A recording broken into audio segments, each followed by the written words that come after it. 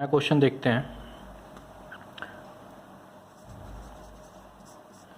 एक JEE question है। Okay,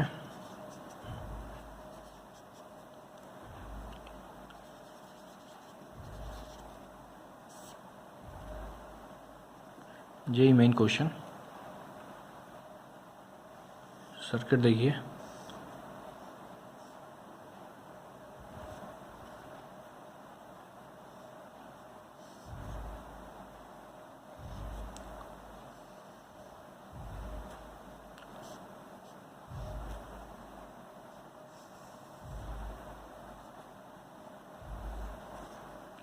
यह है 6 वोल्ट,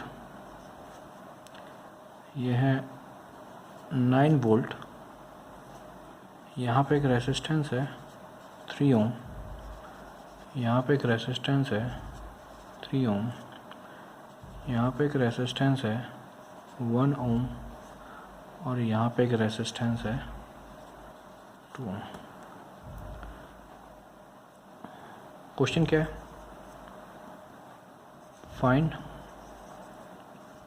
आउट करंट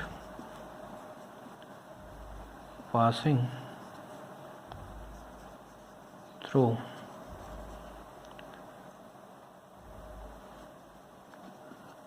resistance 1 ओम। ओके, तो ये 1 ओम जो रेसिस्टेंस है, इस रेसिस्टेंस से कितनी करंट पास हो रही है ये हमको बताना है। ठीक है, तो हमारे पास दो लॉ हैं, एक जंक्शन रूल और एक लूप रूल।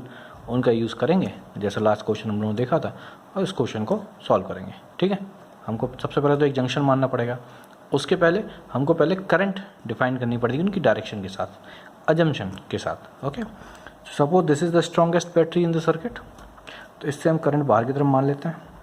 तो ये हो गई आपकी I1 यहाँ से पास हुई, तो यहाँ पे भी I1 रहेगी, यहाँ गई, ये हो जाएगी सपोज करो I2, और इस डायरेक्शन में 2T, ये हो जाएगी I3, दिस इज I1। समझ में आ रहा है? This is I3।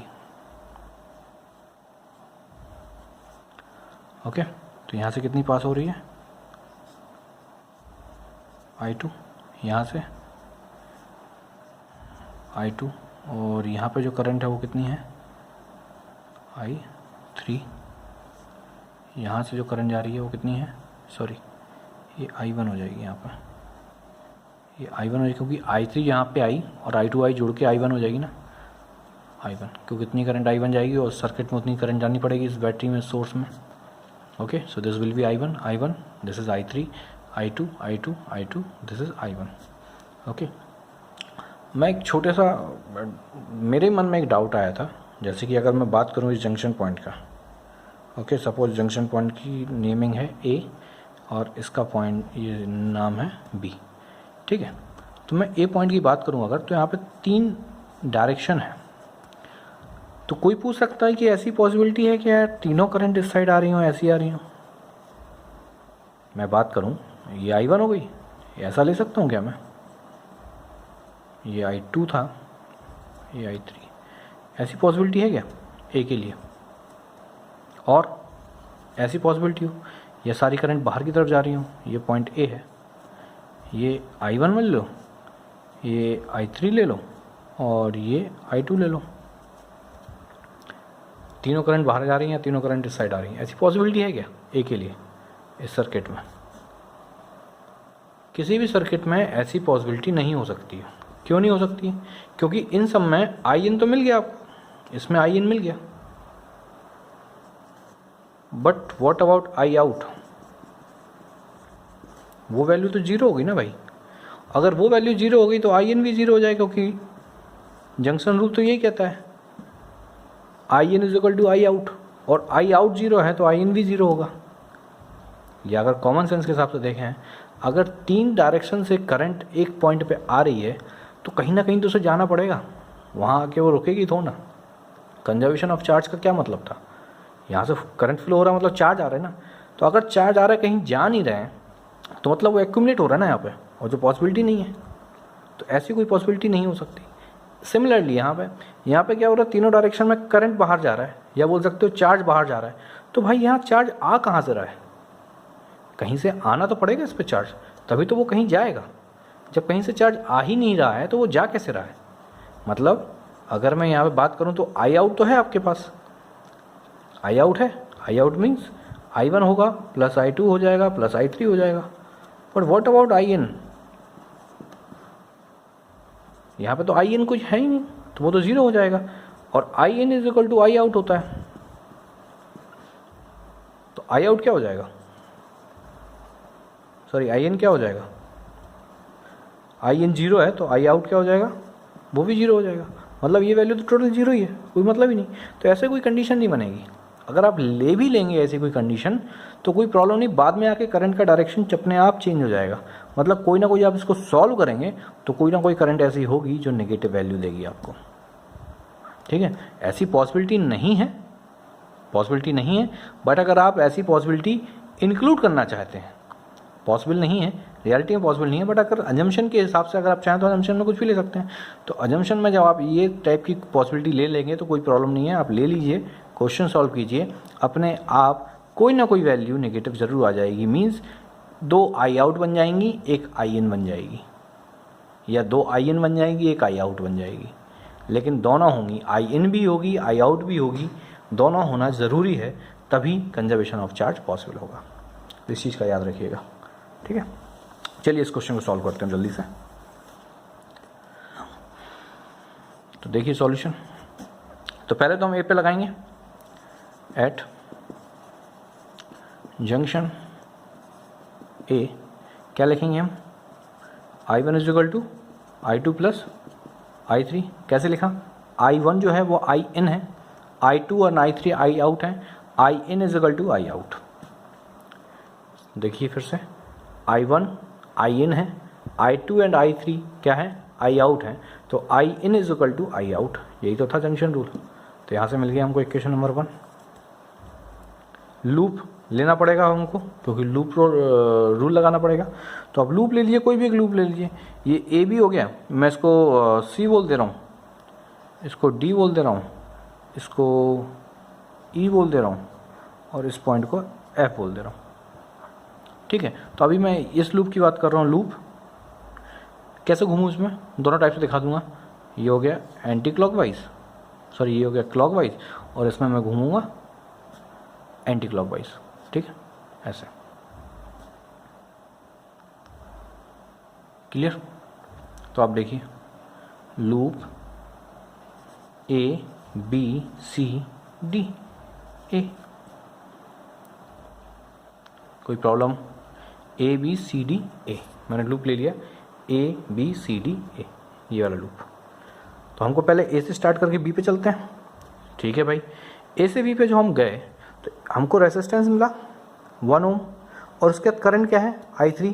अगर मैं साइन बनाऊं तो क्या इसको प्लस लिखूंगा, इसको माइनस लिखूंगा, क्योंकि करंट यहाँ से फ्लो हो रही है, यहाँ से बाहर जा रही है, यहाँ से एंटर कर रही है रेसिस्टेंस में, रेसिस्टेंस से यहाँ बाहर जा रही है, तो ये प्लस हो गया, माइनस हो गया।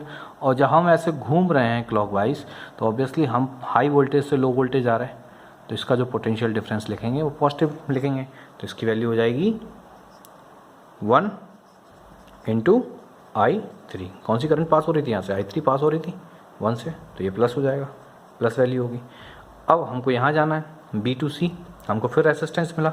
अब इस रेसिस्टेंस में करंट यहाँ से यहाँ फ्लो हो रही, तो इसको हम प्लस लिखेंगे, इसको माइनस लिखेंगे। लेकिन जब हम वॉक कर रहे हैं तो इसके अपोजिट जा रहे हैं, B to C जा रहे हैं ना, B to C जा रहे हैं means low potential to high potential जा रहे हैं। लो पोटेंशियल से हाई पोटेंशियल जाते हैं तो साइन कैसा आता है, माइनस आता है। तो हम इसमें लिखेंगे माइनस, वैल्यू कितनी है 3, साथ में करंट कितनी है I2। समझ में आया, 3I2, ओके। अब यहाँ जाइए, यहाँ कोई रेजिस्टेंस नहीं है, यहाँ पे सोर्स है। अब सोर्स में आप कैसे जा रहे हैं, ये हाई पोटेंशियल प्लेट है पॉजिटिव, ये नेगेटिव प्लेट है, तो हाई पोटेंशियल से लो पोटेंशियल जा रहे हैं ना आप जब इसमें घूम रहे हैं, तो सोर्स में कैसे आ रहा है, high potential to low potential, तो ऑब्वियसली ये प्लस आएगा। तो हम लिखेंगे प्लस का 6 इज इक्वल टू 0, और कुछ पता नहीं लूप में, तो इसको थोड़ा सिंप्लीफाई कर लीजिए, तो हो जाएगा I3 minus 3I2 is equal to -6 equation number 2। समझ में आ रहा है? अब देखिए दूसरा लूप, हमको एक इक्वेशन और चाहिए पड़ेगी ना, क्योंकि अननोन कितने हैं हमारे पास? 3 अननोन है, I1 I2 I3, और हमारे पास अभी टोटल इक्वेशन हुई है 2। तो अब एक लूप ये ले लेंगे। अब इस लूप को लेंगे तो हम अभी यहाँ पे क्या क्लॉकवाइज घुमा था, हम यहाँ पे चलिए एंटी क्लॉकवाइज ट्राई कर लेते हैं। ठीक है, अब एंटी क्लॉकवाइज ट्राई करेंगे तो लूप क्या बन जाएगा? A F E B A, A F E B A। समझ में आ रहा है कि नहीं आ रहा है? देखिए यहाँ पर क्लियर। अब इक्वेशन लिखने जा रहा हूँ मैं, इक्वेशन लिखने जा रहा हूँ तो A से F जाऊँगा। A से F जाने पे करंट मुझे ऐसी पास हो रही है इसमें, तो करंट के हिसाब से देखा जाए तो ये प्लस रहेगा। देखिए करंट इसमें F टू A पास हो रही है तो ये प्लस रहेगा और ये माइनस रहेगा, या सुन लो। ठीक है, अब इसका भी साइन लगा ही लेता हूँ मैं, यूज़ कर लेता हूँ। इसमें करंट ऐसे पास हो रही है तो ऑब्वियसली ये प्लस रहेगा और ये माइनस रहेगा। ठीक है, तो जब मैं इसमें एंटी क्लॉकवाइज घूम रहा हूँ, मैंने क्लॉकवाइज डायरेक्शन ले लिया यार, sorry I am sorry, anti clockwise direction लेनी है। ओके, मैंने यहाँ पे क्लॉकवाइज डायरेक्शन ले ली थी गलती से, एंटी क्लॉकवाइज डायरेक्शन लीजिए। लूप का नाम चेंज करके लिख दीजिए A B E F A, A B E F A, E F A. Okay, दिख रहा है आपको? A B E F A, A B E F A. Okay, तो ये सर्किट है एंटी क्लॉकवाइज। क्लियर, समझ में आया? हाँ, तो अब देखिए क्या बोल रहा था मैं, करंट एफ टू ए में करंट कैसी फ्लो हो रही है? एफ टू ए फ्लो हो रही है, तो ऑब्वियसली इस रेजिस्टेंस में प्लस यहाँ आएगा माइनस यहाँ आएगा, क्योंकि यहाँ से करंट एंटर कर रही है, यहाँ से बाहर जा रही है। अब इसमें रेजिस्टेंस में देखिए करंट ये है, तो यहाँ से एंटर कर रही है, यहाँ एग्जिट कर रही है, तो ये प्लस होगा, ये माइनस होगा। ठीक है, साइन लगा दिया मैंने सर्किट में। अब देखिए लिखते कैसे पोटेंशियल। तो जब मैं ए से बी जा रहा हूँ, तो मुझे एक रेजिस्टेंस मिल रहा 1 ओम। ओके, यहाँ पे देखा हमने पहले से देख लिया था हमने, यहाँ प्लस था या माइनस था। तो जब हम ऐसे मूव कर रहे हैं तो हाई पोटेंशियल से लो पोटेंशियल जा रहा है कि नहीं जा रहा है? हाई पोटेंशियल से लो पोटेंशियल जा रहा है, तो ऑब्वियसली इसकी वैल्यू हमें प्लस लिखनी पड़ेगी, तो इसके लिए प्लस लिखेंगे, प्लस 1I3। यहाँ से कितना करंट पास हो रहा है? 1 ओम और I3 करंट, तो प्लस का 1I3। ठीक है, अब हमको दूसरा रेजिस्टेंस मिलता है ये, जब हम ऐसे मूव करते हैं तो हमको दूसरा रेजिस्टेंस मिलता है ये। ए रेजिस्टेंस में कैसे मूव कर रहे हैं? प्लस टू माइनस मूव कर रहे हैं, means high potential to low potential, तो ये भी प्लस में आएगा। वैल्यू कितनी हो जाएगी? 3I1। तो वैल्यू क्या लिखेंगे? Plus 3I1। देखिए फिर से I1 करंट पास हो रही 3 से, तो I1 3 हो जाएगा, या 3I1 लिखूंगा। और plus two minus means high potential से लो पोटेंशियल ले रहा हूँ, तो ऑब्वियसली साइन कैसा आएगा? प्लस आएगा। अब इस सर्किट में जाइए, आगे जाइए, तो आपको क्या मिलता है? एक सोर्स मिलता है। सोर्स में हम कहाँ से कहाँ जा रहे हैं? सोर्स में हम जा रहे हैं -2 plus plate, means low potential to high potential, तो ऑब्वियसली जो सोर्स होगा वो नेगेटिव लिखा जाएगा, और सोर्स की वैल्यू है 9 वोल्ट। यहाँ पे माइनस के साथ आएगा, ये -9। समझ में आया? अब जब F से A जाएंगे, सर्किल तो कंप्लीट करना है ना हमको। A से B गए, B से E गए, E से F, F से A, F से गए, फिर हमको एक रेजिस्टेंस मिला, और रेजिस्टेंस में देखा हमने इसका साइन प्लस है, इसका माइनस है, और हम भी उसी डायरेक्शन में मूव कर रहे हैं, मीन्स हाई पोटेंशियल से लो पोटेंशियल जा रहा है, तो उसकी वैल्यू प्लस आएगी, मीन्स 2I1। समझ में आया? हाई पोटेंशियल से लो पोटेंशियल जा रहे हैं हम भी, क्योंकि हम एंटी क्लॉकवाइज मूव कर रहे हैं। ओके, तो ये हो जाएगा 2I1। तो यहाँ पर लिख रहा हूँ मैं plus 2I1 is equal to 0। ठीक है, इसको सिंप्लीफाई करूँ मैं, तो इसकी इक्वेशन ऊपर लिख रहा हूँ, यहीं लिख देता हूँ। ये हो जाएगा आपका I3 plus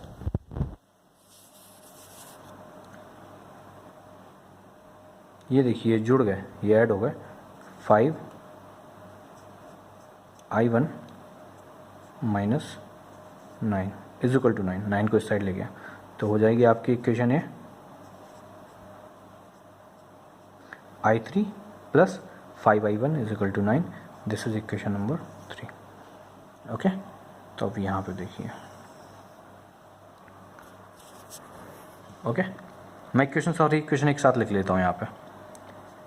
I1 is equal to I2 plus I3 and the second equation is I3 minus 3I2 is equal to -6, so that is I3 minus 3I2 is equal to -6, and the third equation is I3 plus 5I1 is equal to 9. So I3 plus 5I1 is equal to 9. तो तीन equation solve होंगे। तीन unknown है अपने पास, I1 I2 I3 और तीन equation है। तीन इक्वेशन सॉल्व कीजिए, तीन अननोन को फाइंड कर लीजिए, हमारे पास आंसर आ जाएगा। हमको एक्चुअली क्या चाहिए, I3 की वैल्यू चाहिए ना, क्वेश्चन तो यही है ना। यहाँ पे जो एक 1 ओम रेजिस्टेंस है उससे कितनी करंट पास हो रही है, तो हमको I3 की वैल्यू निकालनी है। ओके, तो हमारे पास I2 I3 की इक्वेशन है। I1 का अगर मैं वैल्यू रिप्लेस कर दूँ, ये जो I1 है अगर उसकी वैल्यू मैं यहाँ पुट कर दूँ, ठीक है, तो वहाँ से इक्वेशन थोड़ा चेंज होगा। तो अगर मैं ये देखता हूँ तो क्या हो रहा है, तो वैल्यू लिखूँगा मैं I3 प्लस 5, I1 की जगह क्या लिखूँगा, I2 plus I3 is equal to 9।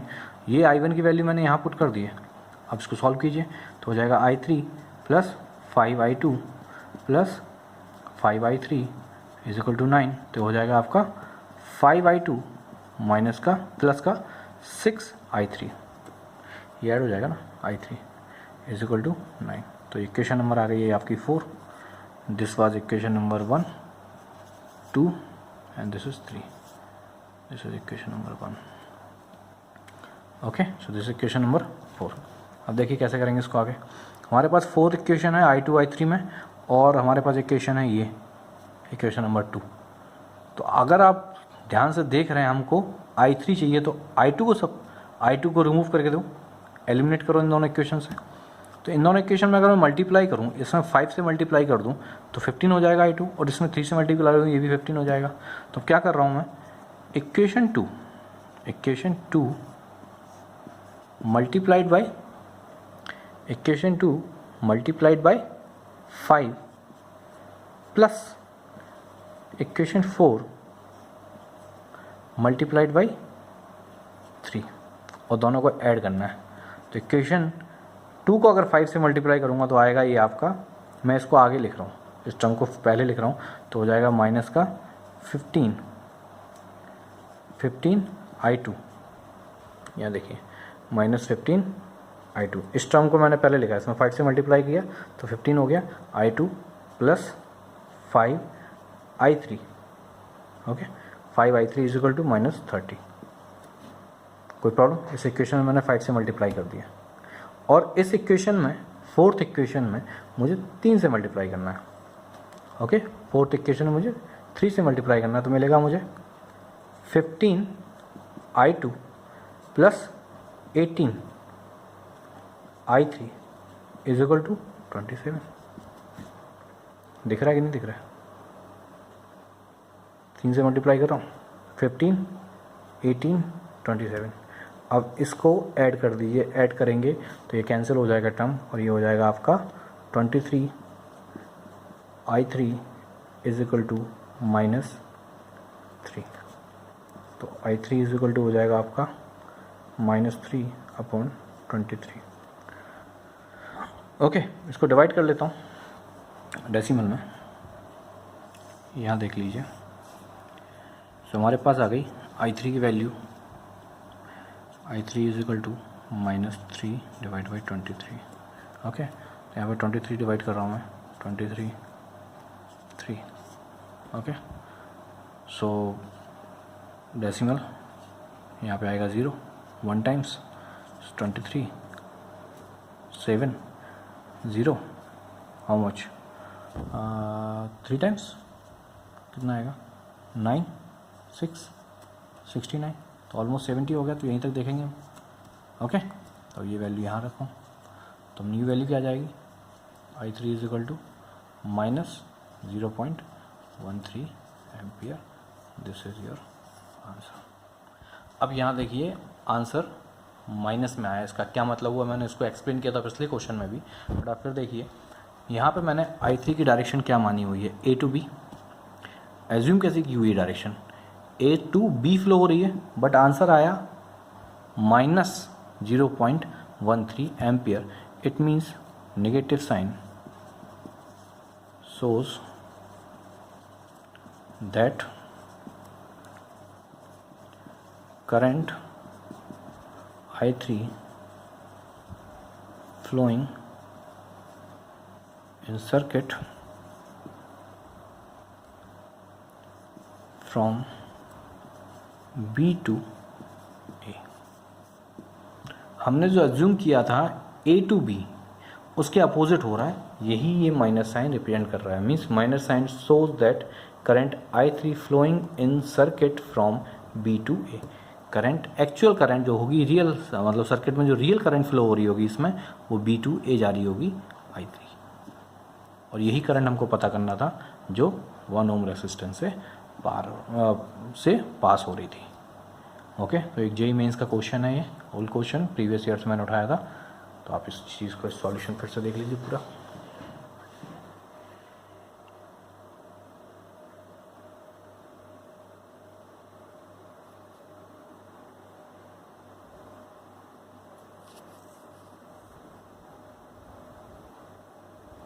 Thank you.